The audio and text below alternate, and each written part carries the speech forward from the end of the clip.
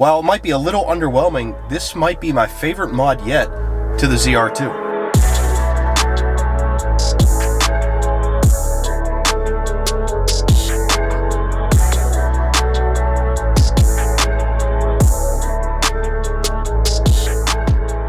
Big fatty box delivery today for the ZR2, boys.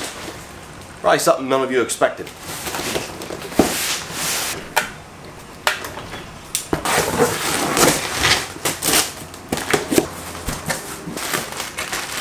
Any guesses yet? Oh boy!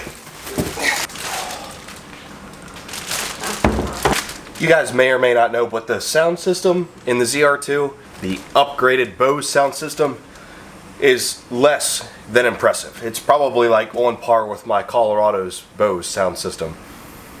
It's fine, but it's nothing special. I actually think there's less bass in the Silverado than there was in my Colorado. So we're gonna upgrade that today with kickers, sub, and amp install. That's sort of an OEM part. I'm not a huge sound guy. I don't need a ton of bass, but I need some bass, and I have it turned all the way up in the truck, and when you have the bass turned all the way up, it makes other things not sound as good. So hopefully this fixes all those problems and gives me just a little punch. Oh yeah!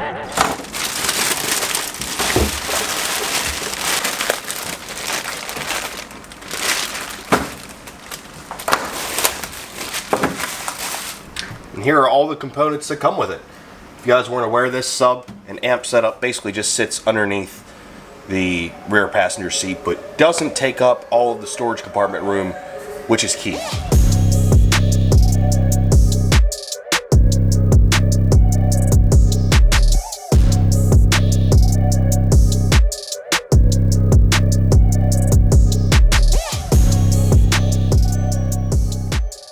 I'm not sure how involved this is going to be, so we're going to find out.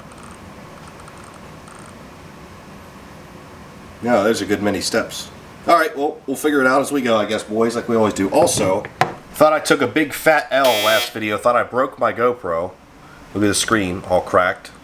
Thankfully, there's a screen protector on here. So that literally just made my day when I found that out, because I thought I had completely ruined this, and I was pretty upset, because this is way nicer than my old GoPro 4. So with that being said, let's start the install. I think I'm going to start in the engine bay. I think this wire loom has to run from the engine bay all the way back to the rear cab area.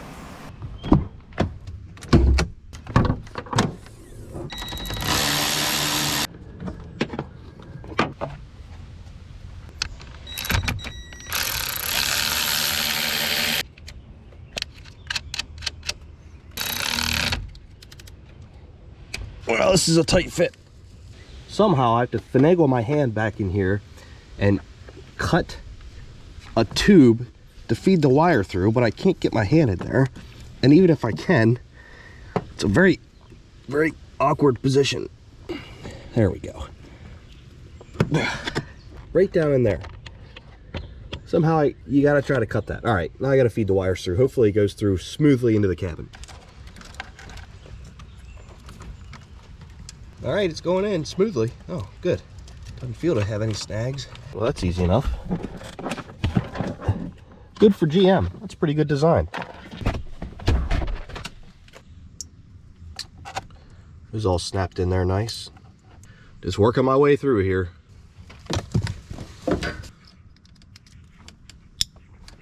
Run some zip ties on these wires as well.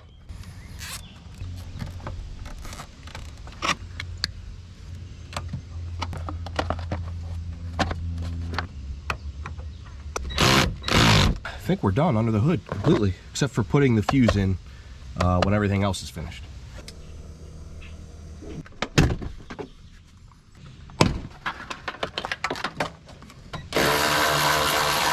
There's a nice grounding point right there, which is exactly where this goes. So far, this is the easiest sub install I will ever do in my life, I'd imagine.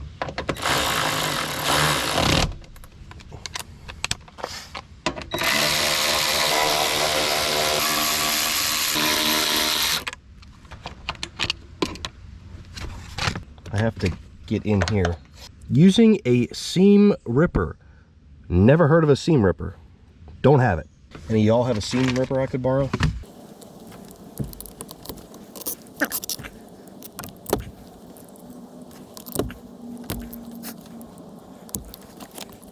Twist pair of wires that are yellow and black. Oh, there they are. Now look, they came with these already, so this should make this pretty easy. I'll do one towards the rear and one towards the front. Not the most fun thing to do, splicing into a factory harness, but it is what it is.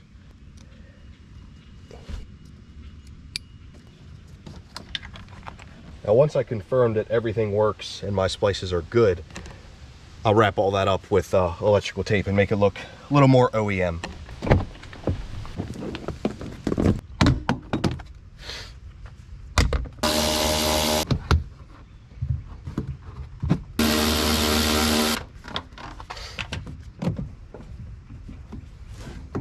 I will say these instructions are not that great. Black and white, don't show a whole lot of pictures.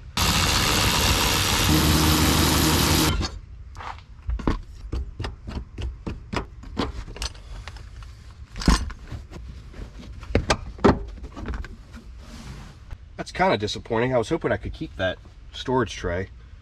Maybe the sub kind of has its own storage tray. That's my hope. Oh, the subwoofer by design provides an optional storage area once installed. Now we got to cut the carpet according to some measurements that are interesting.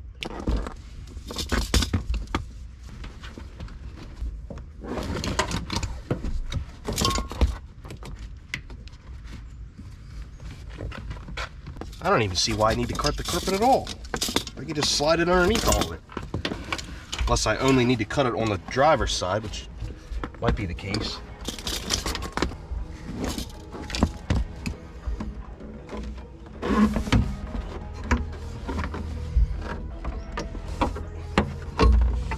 Ah, I see now.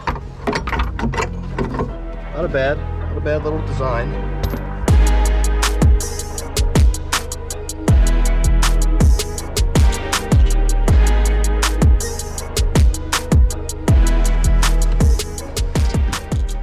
That's better. Got all the wires pretty much hidden.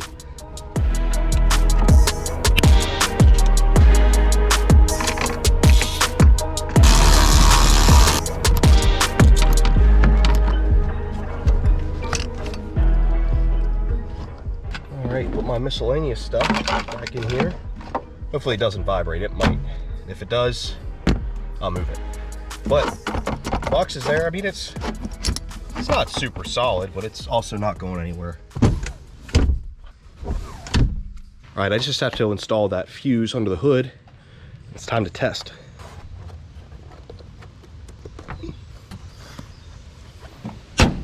Now, unfortunately, you guys won't get a good idea of what the sub sounds like because, you know, you're transferring audio through different audio devices, but I'm going to give you my very straightforward and honest opinion. On a different song that's not copyrighted though, so stand by.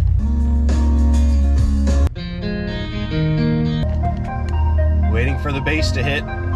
Still waiting. It's coming.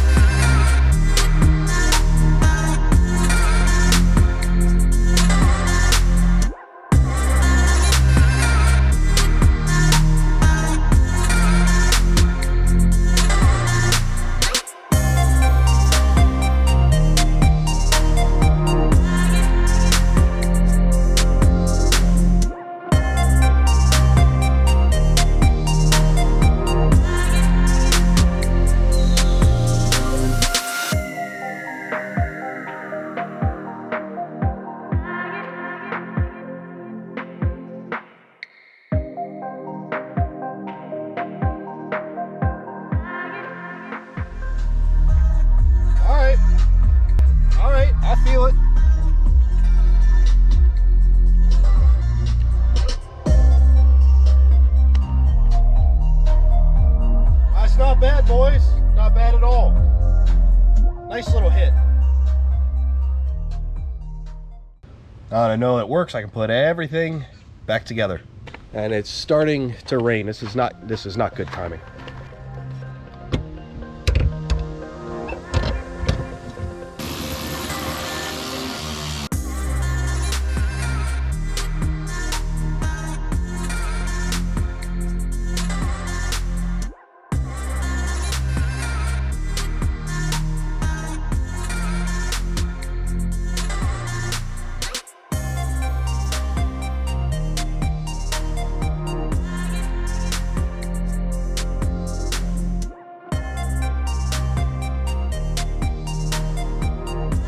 Real world reaction, guys. Sounds good. Honestly, sounds like you have a good set of 6x9s in the truck. So it does sound good. There's definitely way more bass. But to be honest, that's really what I expected from a Bose system. It should have just sounded like that from the beginning. Now, I am glad that I installed this subwoofer setup, though the MSRP for this sub is $750. And that's if you already have the Bose system. If you don't have the Bose, it costs more, so you got to get extra parts. But GM's having a 20% off deal right now, I think. Plus I had a few $100s worth of GM bonus points for buying 2 brand new ZR2s in the last couple years. So it wasn't free, but it didn't cost me very much money. That's why I got it. For you audio junkies, I would suggest it if you don't want to really dive into tearing up your truck and getting some custom enclosure and custom amp and all that stuff. This is plug and play, almost. Happy with it, excited to use it in the future. We'll see you guys in the next video.